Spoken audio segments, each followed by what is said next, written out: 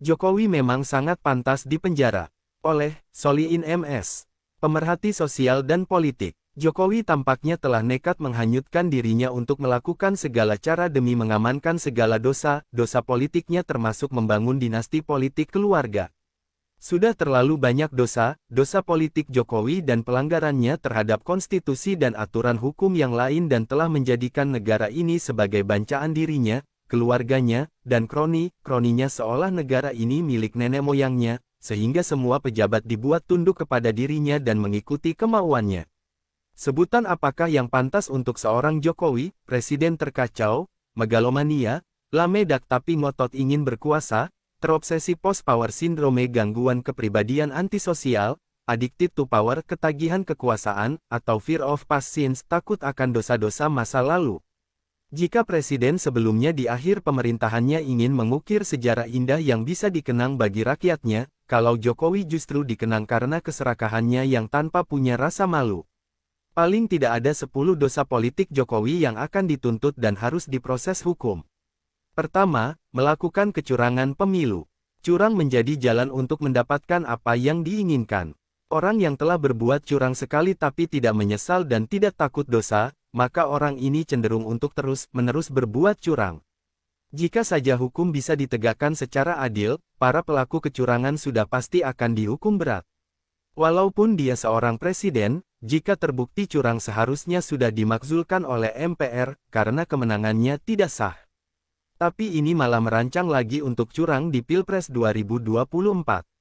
Kedua, menggunakan ijazah yang diduga palsu. Ini juga aneh. Kenapa persyaratan paling awal dan mendasar tapi kenapa bisa sampai lolos seleksi? Sudah begitu rusakkah moralitas para pejabat KPU, Bawaslu dan MK? Ketiga, kriminalisasi ulama dan pendakwah yang vokal menegakkan amar ma'ruf dan nahi munkar. Kezaliman luar biasa ditunjukkan rezim ini kepada para ulama garis lurus, khususnya yang vokal menyerukan ditegakkannya kebenaran dan kejujuran dan keadilan. Mereka ini ada yang dikucilkan, dipersekusi, diintimidasi, dibui, disiksa, sampai ada yang harus kehilangan nyawa. Keempat, bertanggung jawab atas terjadinya pembunuhan di berbagai tempat selama rezim Jokowi berkuasa. Terutama kasus tragedi KM50, kasus 21-22 Mei yang menewaskan 9 orang, meninggalnya 894 petugas KPPS, terbunuhnya lebih dari 200 di Stadion Kanjuruhan, Del. Keempat, membackup terjadinya korupsi, kolusi dan nepotisme. Dimulai dari dirinya, anak-anaknya, mantunya, kerabatnya, dan kroninya. Baru di era Jokowi korupsi sangat ugalan tanpa penanganan serius, yang terjadi cuma pencitraan dan penanganan hukum tebang pilih. Uang negara benar-benar jadi bancaan para pejabat maling. Demikian halnya Jokowi seorang presiden yang telah menyalahgunakan kekuasaannya untuk nepotisme. Kelima, membungkam dan menjadikan DPR hanya jadi tukang stempel pemerintah. Di era Jokowi anggota DPR MPR benar-benar impoten dan mandul, hanya jadi tukang stempel rezim. Sudah berkali-kali Jokowi melanggar konstitusi tapi dibiarkan. Bahkan ketua MPR-nya ikutan jadi penggaung penundaan pemilu.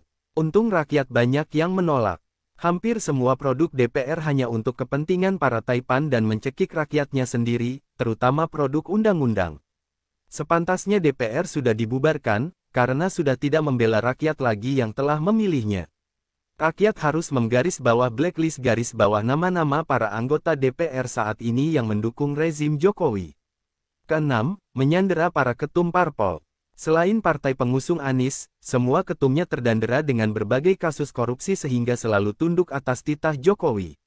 Mereka sudah tidak lagi bisa mendengar dan mengakomodir para kader dan konstituennya.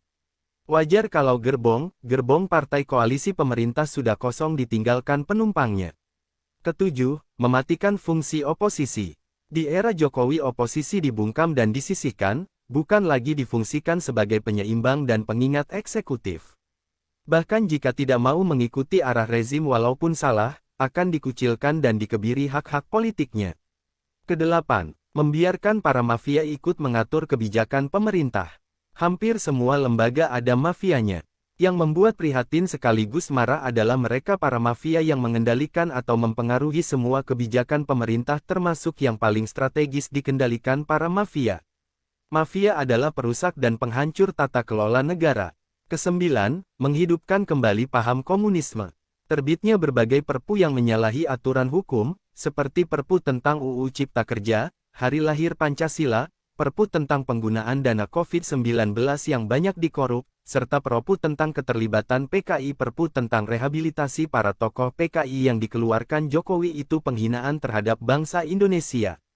Pada tahun 1948 dan 1965 PKI itu telah membunuh para ulama, santri, dan para jenderal serta membuat kekacauan negara oleh rezim Jokowi diputarbalikkan mereka disebut korban.